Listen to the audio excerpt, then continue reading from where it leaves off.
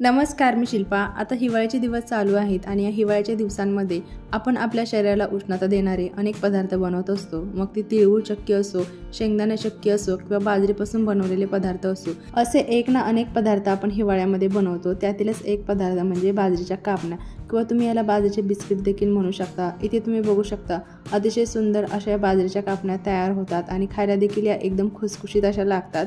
तसेच बनवायला देखील या बाजरीच्या कापण्या अतिशय साधे आणि सोपे अशा आहेत। हिवाळ्याच्या दिवसांमध्ये आवर्जून बनवावा असा हा बाजरीपासून बनवलेला पदार्थ आहे। इथे तुम्ही बघू शकता हे बिस्किट अजिबात तेलकट झालेली नाहीत। एक बिस्किट मी तुम्हाला तोडून दाखवते। तुम्ही बघू शकता एकदम खुसखुशीत अशा स्वरूपाचे हे बिस्किट तयार होतात। चला तर मग वेळ न घालवता पटकन रेसिपीला सुरुवात करूया। इथे मी गॅस चालू करून गॅसवरती एक पातेले ठेवले। आता या पातेल्यामध्ये एक वाटी गूळ टाकून घ्यायचा आहे। इथे गूळ घेताना तो किसणीने किसून घ्यायचा आहे किंवा मग तो चाकूने कट करून घ्यायचा आहे। गूळ मी चाकूने कट करून घेतलेला आहे। आता या गुळामध्ये आपल्याला पाणी टाकून घ्यायचं आहे। तर एक वाटी गुळासाठी अर्धी वाटी पाणी यामध्ये मी टाकून घेतलेलं आहे। तुम्हाला जर या कापण्या खूप गोड हव्या असतील तर फक्त पाव वाटी पाणी तुम्ही यामध्ये टाकून घेऊ शकता आणि कमी गोड जर हव्या असतील तर मग पाऊण वाटी पाणी यामध्ये टाकून घ्यायचंय। आता चमच्याने हा गुळ आपल्याला सतत ढवळत राहायचे आणि हा गुळ आपल्याला पाण्यामध्ये चांगला वितळवून घ्यायचा आहे। हा गुळ आपल्याला पाण्यामध्ये फक्त वितळवून घ्यायचा आहे। आपल्याला याचा पाक वगैरे तयार करायचा नाहीये। गॅसवरती अशा पद्धतीने गुळ वितळवून घेतल्याने तो पटकन वितळला जातो, त्याच्यामुळे पातेले मी गॅसवरती ठेवलेला आहे। गुळ वितळला गेला की लगेच आपल्याला गॅस बंद करायचा आहे। इथे तुम्ही बघू शकता गुळ पाण्यामध्ये पूर्णपणे वितळला गेलेला आहे। आता गॅस बंद करायचा आहे आणि हे गुळवणी आपल्याला ताटामध्ये गाळून घ्यायचं आहे। इथे मी मोठी परात घेतलेली आहे। गुळवणी अशा पद्धतीने गाळून घेतल्याने काय होतं की गुळवण्यामध्ये किंवा गुळामध्ये जर काही कचरा वगैरे असेल तर तो सेपरेट होण्यास मदत होते। तर गुळवणी मी मोठ्या परातीमध्ये गाळून घेतलेला आहे म्हणजे ते पटकन थंड होईल। इथे आपलं गुळवणी पूर्णपणे थंड झालेला आहे। आता याच्यामध्ये टाकायची आहे एक छोटा चमचा वेलची पावडर, त्यासोबत थोडंसं जायफळ यामध्ये किसून टाकायचं आहे। साधारण 2 चिमूट जायफळ यामध्ये मी किसून घालते। त्यासोबत आता याच्यामध्ये टाकायचे आहे बडीशेप पावडर। 1 चमचा बडीशेप पावडर यामध्ये मी टाकून घेतले आणि अर्धा चमचा सुंठ पावडर। आता हे सर्व टाकलेलं पावडर आपल्याला या गुळवण्यामध्ये छानपैकी मिक्स करून घ्यायच्यात। इथे हे सर्व चांगलं मी मिक्स करून घेतले। आता यामध्ये आपल्याला टाकायचं आहे 1 चमचा डाळीचं पीठ। डाळीच्या पिठाने आपल्या ज्या काही कापण्या आहेत त्या खायला अतिशय खमंग अशा लागतात। तसेच 2 चमचे गव्हाचे पीठ। गव्हाच्या पिठामुळे आपले जे काही कापण्याचं पीठ आहे त्याला छान असं बाइंडिंग येतं। त्यासोबत आता यामध्ये टाकायचं आहे 2 वाट्या बाजरीचं पीठ। आपण येथे बाजरीचं जे पीठ आहे ते जसं जसं लागेल तसं तसं वापरणार आहोत। सुरुवातीला 2च वाट्या पीठ यामध्ये मी टाकून घेते। आता यामध्ये आपल्याला मोहन घालायचंय। तर इथे आपल्याला तेलाचं कडकडीत मोहन न घालता तेल फक्त गरम करून मग ते याच्यामध्ये टाकून घ्यायचंय। इथे मी 2 चमचे तेल फक्त गरम करून घेतले आणि ते मी या पिठामध्ये टाकून घेतलेलं आहे। आता हे सर्व आपल्याला चांगले मिक्स करून घ्यायचं आहे। सर्व जे काही गुळवणी आहे ते आपल्याला पिठामध्ये छानपैकी मिसळून घ्यायचंय।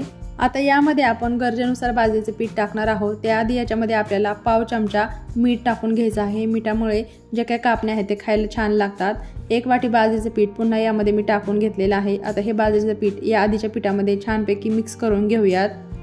तर टोटल मला इथे 3 वाटे बाजरीचे पीठ लागलेलं आहे। आता या पिठाचा मी छान असा गोळा तयार करून घेतला। इथे तुम्ही बघू शकता हे पीठ मळून घेतल्यानंतर आपल्याला ते फार वेळ जास्त भिजत ठेवायचं नाहीये, लगेच याच्या कापण्या तयार करायला घ्यायच्यात। तर पीठ मळून झाल्यानंतर अशा पद्धतीने या पिठाचे आपल्याला गोळे किंवा उंडे तयार करून घ्यायचे आहेत। तर इथे मी अशा पद्धतीने या पिठाचे गोळे तयार करून घेतलेले आहे। साधारण 4 गोळे इथे आपले तयार झालेत। आता आपण लगेच लाटी लाटायला घेणार आहोत। इथे या पिठाची लाटी लाटताना हवं तर तुम्ही थोडंसं बाजरीचं पीठ वापरू शकता किंवा मग तेलाचा हात घेऊ शकता। सुरुवातीला मी काही न वापरता याची लाटी लाटून घेते। आपण इथे बाजरीच्या पिठाचा उपयोग केलेला आहे, त्याच्यामुळे ही लाटी लाटत असताना तुम्ही बघू शकता कडेने चिरा जाऊ शकता। तर त्या चिरा बुजवत आपल्याला ही लाटी लाटून घ्यायची आहे। तुम्हाला कापण्या किंवा बिस्किट कितपत जाड हवेत किंवा पातळ हवेत त्यानुसार तुम्ही ही लाटी लाटून घेऊ शकता। इथे मी ही लाटी थोडीशी लाटून घेतली। आता याच्यावरती आपल्याला पांढरे तीळ किंवा खसखस लावून घ्यायचे आहे। दोन्हीपैकी काही पण तुम्ही याच्यावरती लावून घेऊ शकता। तर सुरुवातीला मी खसखस यावरती अशा पद्धतीने पसरवून घेते। या लाटीच्या सर्व साईडने आपल्याला सर्व बाजूने अशा पद्धतीने खसखस पसरवून घ्यायची आहे। खसखस अशा पद्धतीने पसरवून झाल्यानंतर ही खसखस आपल्याला व्यवस्थित चिटकवून घ्यायची। त्यासाठी ही लाटी आपल्याला पुन्हा एकदा थोडीशी लाटून घ्यायची आहे अशा पद्धतीने, म्हणजे जी काही खसखस आहे ती व्यवस्थितपणे या लाटीला चिकटली जाते। आता आपल्याला ही लाटी कट करून घ्यायची, तर तुम्ही तुम्हाला हव्या तशा शेपमध्ये ही लाटी कट करून घेऊ शकता। तर इथे सुरुवातीला ही लाटी मी अशा पद्धतीने कडेने कट करून घेते आणि नंतर ही लाटी आपण ज्याप्रमाणे आपल्या कापण्या असतात त्याप्रमाणे मी कट करून घेणार आहे। इथे तुम्ही बघू शकता अशा पद्धतीने कापण्या मी कट करून घेतलेल्या आहेत। आता तयार कट केलेल्या कापण्या ताटामध्ये काढून घ्यायच्यात। आता आपण दुसरी लाटी देखील लाटून घेऊया। ही लाटी लाटण्यासाठी इथे मी थोडंसं बाजरीचं पीठ वापरते, म्हणजे ही जी लाटी आहे ही आपली पोळपटला चिकटणार नाही। लाटी थोडीशी लाटून झाल्यानंतर याच्यावरती देखील खसखस पसरवून घेऊयात आणि खसखस चांगली पसरावी म्हणून आपण पुन्हा एकदा थोडीशी ही लाटी लाटून घेऊयात। इथे तुम्ही बघू शकता अशा पद्धतीने ही लाटी आपली लाटून झालेली आहे।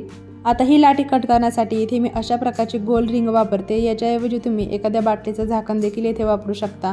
अशा पद्धतीने गोलाकाराच्या ज्या काही कापण्या आहेत ते तयार केल्याने दिसायला देखील छान दिसतात। इथे तुम्ही बघू शकता अतिशय सुंदर गोल आकार आपल्या या कापण्यांना आलेला आहे। आता या कापण्या आपण एका ताटामध्ये काढून घेऊयात। आता या कापण्या तळण्यासाठी मी तेल गरम करून घेतलेलं आहे। तेल मध्यम आचेवरती गरम करून घ्यायचे आणि गॅसच्या मीडियम ते लो फ्लेमवरती आपल्याला या कापण्या तळून घ्यायच्या आहेत।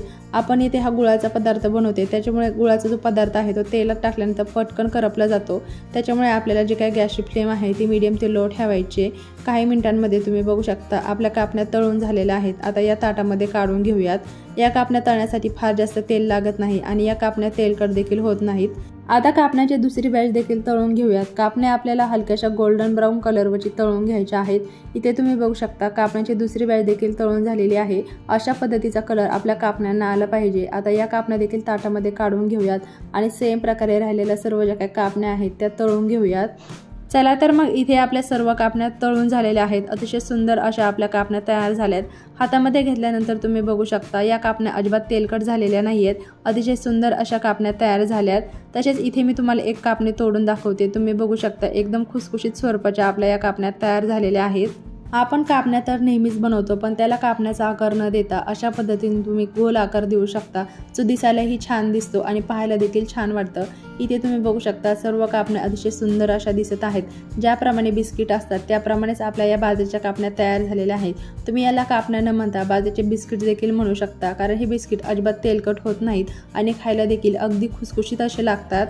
हिवाळ्यामध्ये आपण बाजरीच्या पिठापासून अनेक पदार्थ बनवतो, त्यापैकीच एक हा बाजरीच्या पिठापासून बनवलेले बिस्किट्स तुम्ही एकदा नक्की करून पहा। तुम्हाला माझी ही आजची रेसिपी कशी वाटली हे मला कमेंटमध्ये नक्की सांगा। व्हिडिओ आवडल्यास व्हिडिओला लाईक, शेअर, तसेच माझ्या चॅनलवरती जर नवीन असाल तर माझ्या चॅनलला सबस्क्राईब करायला विसरू नका। पुन्हा भेटूया अशाच एका नवीन रेसिपीसोबत। तोपर्यंत बाय बाय।